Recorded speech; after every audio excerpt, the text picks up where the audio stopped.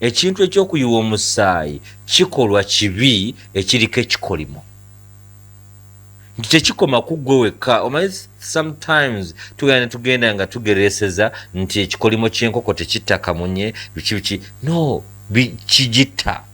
When you are letting someone's life go because you are disappointed, because gwatolumiddwa nnyo ine ennaku nnyingi nnyo olituuka okusaanyawo obulamu bw'omuntu, ekyo kiri haramu, kikyamu. Tewali beetu n'oba oyise mu mbeera etya era ebyo bimugamba bannayuganda tubonyebonye nnyo omutima gyaffe girina ennaku tusazeewo kutta bantu. That is wrong. That will not be a solution to what you want to be.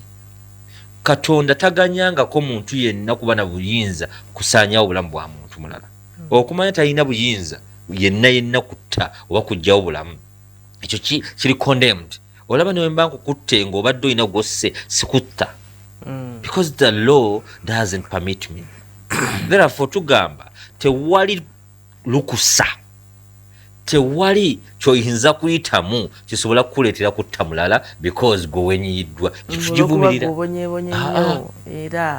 because omutima gwo okukaluba okubeera gumite gugenda ate kukosa nnyo.